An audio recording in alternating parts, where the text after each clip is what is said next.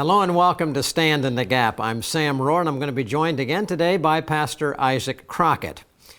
Let me ask you a question. Have you ever been deceived by someone? Have you perhaps ever deceived someone else? Well, we're all aware of lies and distortions. It's reported in the media, many politicians regularly. It's happening all the time. Last week, today you'll see it in the news and you're going to see it in the days ahead. If there's one perhaps most concerning problem that I believe in America today and worldwide, I would say it is deception. Deception about God, about the purpose of government, or science and natural law, how we define it, or COVID and corrected policies, climate change, and more. Go on and on.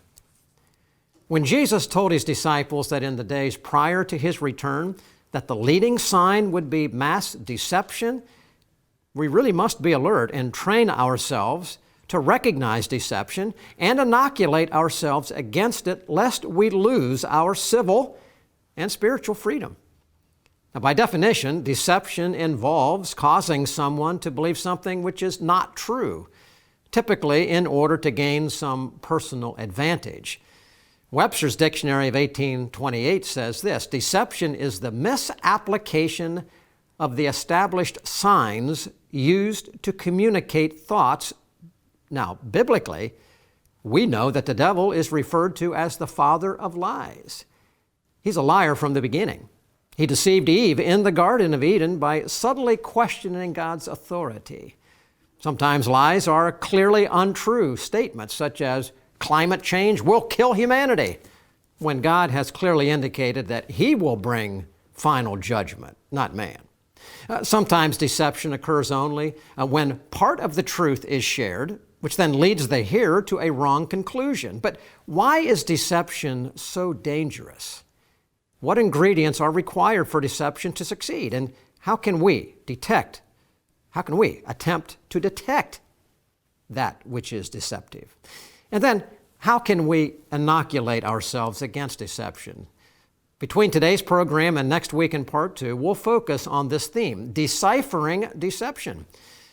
Our special guest is Dr. Marlene McMillan, author of Mountains of Deceit, How the Dialectic Process Has Infected the Culture, that and many other books. And with that, I want to welcome into the program right now Dr. Marlene McMillan. Marlene, thanks for being with us today. Oh, thank you for having me. It is a joy and a delight. It's great to have you back again, and we've got a lot to talk about in this program. This is in your area of expertise. You focus on it, you've written books on it. I want to start right out here real quickly and just ask this fundamental question. Dr. Marlene McMillan, why is deception so dangerous to a person, to a family, to an entire nation? Well, in many ways, this is a topic of either life or death. It matters because liberty is built on fixed principles, and those fixed principles have to be on a basis of truth. So as soon as you have an individual believing a lie, they're going to have a result that may not work out very well. In fact, we often say that whenever you've got a problem, there's a lie operating somewhere. And if you can identify the lie, the problem will be solved. So as a nation, the more problems we have, that's more evidence that we're basing our actions and our thought premises on lies. And when the lies are cleared up, the problems will go away. So, Dr. McMillan, as we look for these problems, we see a lot of problems in our nation and the different levels of things. But as we look at these problems, we look at these lies, how do we understand what is going into it that makes it deception? What's the recipe? There's recipe cards to make a cake, and you take these different ingredients that by themselves are not that big of a deal, but you put them together and you can make a really nice cake. What are the components and the patterns that we should be aware of that we say that's part of a bigger recipe for a problem, for destruction, for deception? Okay, the very first thing is the definition. Definitions are actually the building blocks of thought. So you can define a word biblically, You can define a word secularly, meaning leaving God out. You can define a word using what we call a postmodern definition, which postmodernism would be moving past the Bible, past the Constitution, as if you could really do that. And so what you have going on is that you, first of all, the definitions is the biggest foundational part of this. But then you also have to want to be deceived. If you're a truth lover and you seek truth, then that's important to you and you will gravitate toward truth. If you like the lie, then you'll gravitate toward the deceit. Dr. Marlene McMillan, we have so much more to talk about, a lot of questions for you, a lot of discussion coming up, and we always enjoy having you on our program. We're talking today with Dr. Marlene McMillan about deciphering deception. There's a lot of deception going on in America, even in our homes and in our churches, believe it or not, but of course also in our politics and everywhere else. We're going to go away to a brief timeout. We'll be right back to discuss more of this just after this. Truth, flexible or permanent? The Bible, ancient history, or powerfully relevant? Culture, a reflection of enlightenment or warning signs? The pastor, commentator, or frontline combatant? Every day, American Pastors Network speaks to these questions where and when they matter. With hundreds of affiliate radio stations nationwide, a website and mobile app screening today's headlines through the twin lenses of the Bible and the Constitution, educating, informing, equipping. This is the American Pastors Network. The time is now to stand in the gap for truth.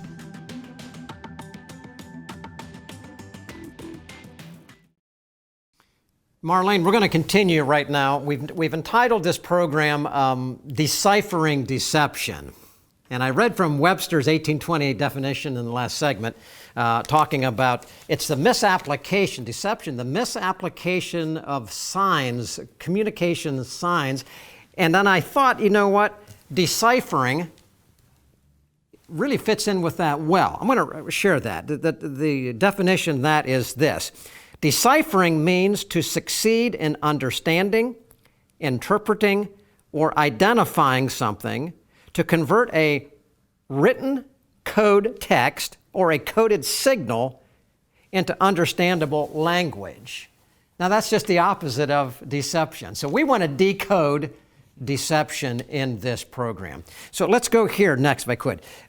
First, what would you say is the ultimate target of deception? Deception, the content, the communicating words that are misapplied, but there's deceivers that also communicate deception. So what is the goal? What's the goal of the deceiver and deceptive words? Okay. Well, first of all, the targets are children. The target is always the next generation, because whoever controls the hearts and minds of the children gains power over the long haul. The goal really is of the deceiver is tyranny. They like ruling. It is a misapplication of our idea of how we're to occupy, not just occupy space, but actually the dominion mandate of learning how to rule and reign with Christ, how to provide individual self-government, and then that moving out into a culture to bring liberty and peace and joy and blessing to a nation. So all of this is tied together, and the tyrant wants to get people to follow him in a way that the people don't even realize. In other words, deceit. If you know you're deceived, you all of a sudden you're not deceived. So the idea is like using a term like better. When a politician comes along and says, I'm going to make the world a better place. Well, I encourage everyone, if you hear that, you get a definition of better. You get him to tell you what he means by better, because his idea of better and your idea of better might be two very different things. As we look at these definitions and finding out what people really mean in context, it's almost like a doctor looking at somebody, a patient who's sick. And what are some signs we can see? We think of like a malignant tumor, and these deceptions are kind of like that, but maybe almost more like a bad virus, because they can infect somebody and then almost go from them to somebody else. What are some of the warning signs of infection, of deception, if we could? Okay, so the subheading on my book, Mountains of Deceit, is how the dialectic process has infected our culture. Mm-hmm. And what happens is it's very subtle. It's a little bit at a time. It's gradually. And what happens is words get redefined. So 60 or 70 years ago, when the term alternative lifestyle was accepted, people didn't realize that they were eventually going to see transgenderism and see all these changes in the culture becoming normalized. See, that's another thing too, is what is normal? What do you accept as just normal? Because you never question what is normal. So be careful what you laugh at. Be careful what becomes the normal habits in your daily life, because very quickly we can decline into a new normal that's not going to lead to where we want it to go. So Sam referenced earlier Jesus' warnings when he was on the Mount of Olives, the Olivet Discourse that talks about things to come, where Jesus says, don't be deceived. And he says, there's going to be hypocrisy, there's going to be betrayal, there's going to be hatred. But he said there's going to be false teachers deceiving many. Those are Jesus' words. Paul tells the same thing as he's saying his last goodbye, so to speak, to Timothy. One of his charges to him is don't be deceived. And there's coming a time where people are going to be deceived even by false teachers. But Jeremiah, the Old Testament prophet, he warns us in chapter 17 of Jeremiah that our own heart deceives us. Our own heart is desperately wicked and deceitful. So I might be watching right now, and there have been a number of cases in the last 3 or 4 years that I've noticed where newscasters who are in front of the cameras day in and day out had malignant tumors or other health issues going on, and they themselves were unaware of it.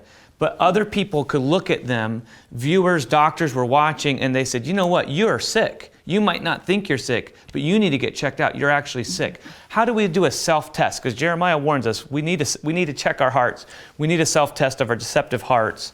What kind of process could we go through, signs to identify in our own hearts the deception, this infiltration, this infection that's going on? Okay, so coming back to the word, knowing what the word says, not our own hearts, because just like you said, the heart is deceitful and desperately wicked. Who can know it?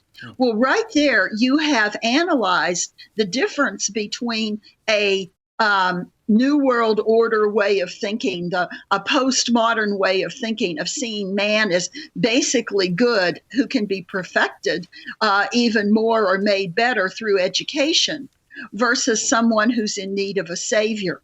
These are different worldviews. So part of how you stop deceit is by getting clarity in your own mind as to what does the word say about God, man, and government.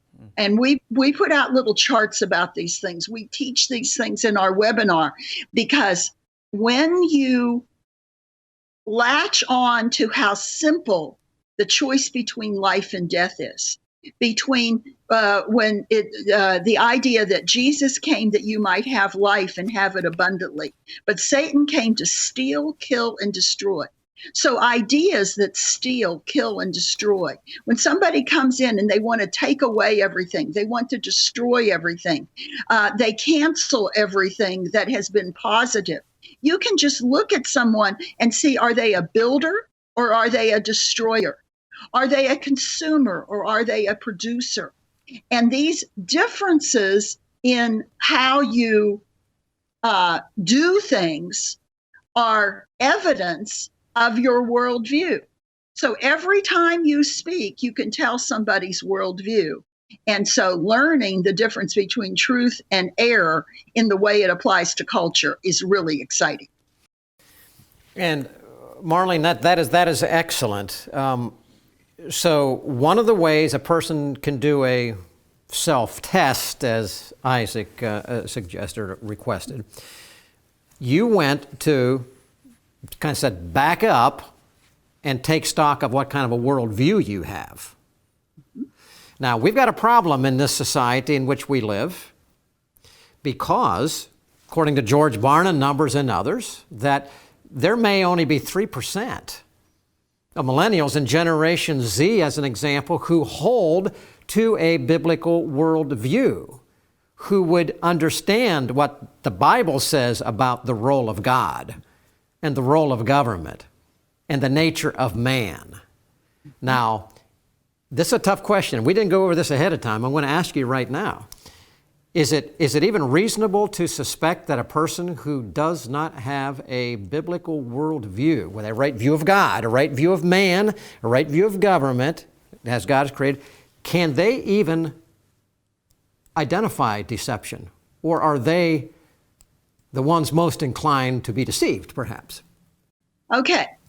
So truth operates in an is and not language. So that language says it's true or it's not. It's a lie or it's the truth. Okay. It's right or it's wrong. Well, we now have a couple of generations of people who've grown up in a very relativistic world where they're told constantly that there's no fixed premises. There's no foundation of things that are always right and always wrong. There's your truth and my truth, and we can all hold to whatever we want to believe. So that builds, even when you have in a church, you may have people that go to church every Sunday. You may have people who stand in a pulpit and have a ministerial degree.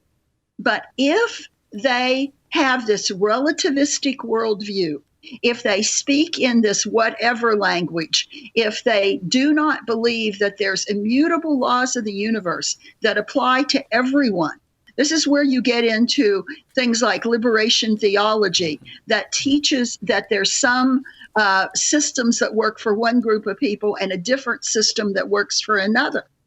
Well, all of this then makes it harder to know where those lines are. It's very insecure. You can't build a culture on it, and it will result in tyranny, not liberty. All right, and I would like to go further, but I'm going to take what you're saying and saying a biblical worldview anchored on truth is an essential foundation, I'm paraphrasing, for a nation to be free and blessed of God. You move from that anchor point of truth as identified by God. Now you're into the field of tyranny and deception. Now I'm rephrasing a little bit. Now let's take. I want you to, if you could, illustrate. There are many, many areas across our country right now where deception is really playing havoc with our culture. You've touched on a couple. I'm not going to put anything in your mouth. I'm going to let you go first. But take a leading deception, as you would identify it, that is dramatically altering the direction of this country, affecting our freedom, all that, and identify it and explain a little bit how it is working, how it's being able to succeed. Okay, so what we have going on is, in essence, we're living in a massive re-education camp. Now, I know that may sound really dramatic to some of our listeners, but when you're constantly bombarded with the same message from every direction, we once upon a time had the media reinforcing biblical morals. Now we have a constant diet of hearing from the media, and everywhere you go, the reasons that immorality should be justified. So let that play out over time. People's defenses go down. We just get conditioned, even in our what we can tolerate in movies and in everywhere we turn.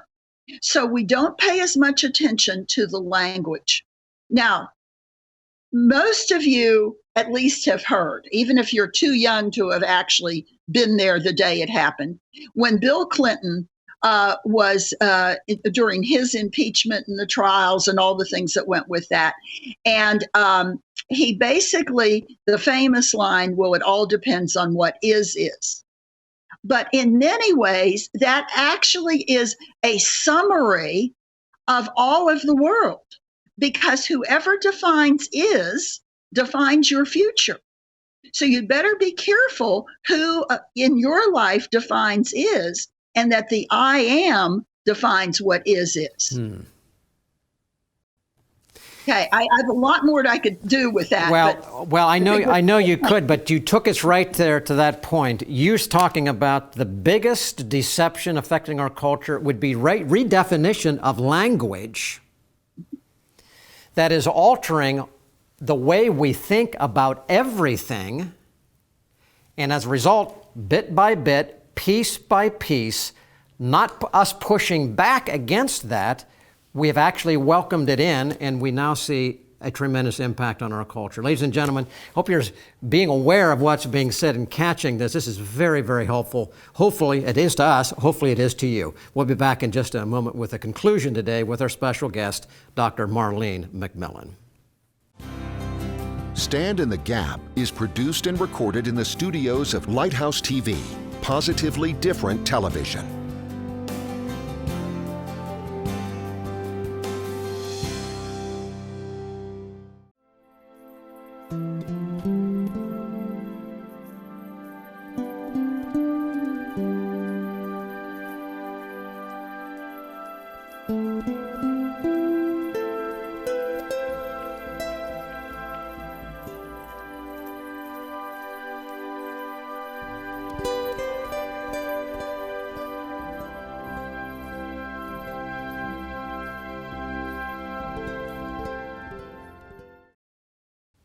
Welcome back to Stand in the Gap, and Sam and I today are talking with our friend Dr. Marlene McMillan, and we are talking about deciphering deception. This is the first part of a two-part series in deciphering deception. And Dr. McMillan, as we bring this to a close, the Bible warns us repeatedly about deception. We see it from the very beginning in Genesis all the way to Revelation. Jesus warns consistently and constantly about deception. We see that the devil, Satan, is the father of lies and deception. We see that there are false teachers that will deceive, gullible people. But in our day and age today, right now, in this time and day, what are some of the sources of deception? What are some of the voices that are doing this, teaching these falsehoods and spreading this? Maybe even some of the positions that are being infiltrated to get this out to our young people, our next generation, as well as to their parents and to their grandparents as well. Well, let's talk about the normalization of deception. And a lot of how this is being done is through the curriculum, not the content, but the methodology in our education.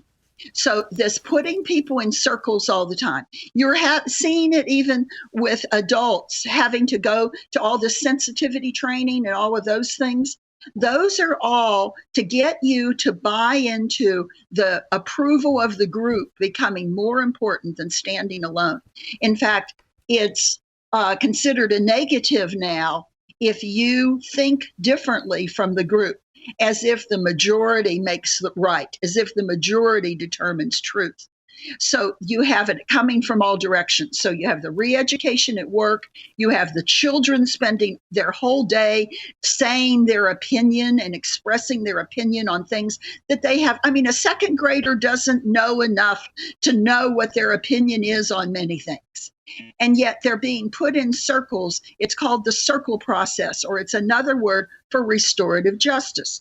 It goes all the way from there till we just had the Secretary of Homeland Security, Mayorkas, using the term that we're acting in our immigration policies, that we're acting restoratively. Does that sound beautiful or what? But when you find out the definition of restorative justice, it has a definition, and it means a subjective way of looking at the law. It's whatever I feel like the law ought to be today, not what the law is. And so this subjectivity is just tragic. And so I want you to really tune in to how it's coming from all directions. And Marlene, thank you so much. Ladies and gentlemen, stay with us. Actually, join us next week, because this is only part one of this program, Deciphering Deception. We've talked about some basic elements. Next week, we're going to talk about and ultimately conclude with, Can you be inoculated? How do you inoculate yourself to this deception which is coming upon all of us? We need to be. We'll offer a solution. Well, thanks for watching us today. On behalf of Isaac and myself and the entire Stand in the Gap team and American Pastors Network, we appreciate you. Let us know this week by writing to us that you are being blessed by this program. Partner with us in prayer. Partner with us with your finances so that we can reach more people for the cause of truth.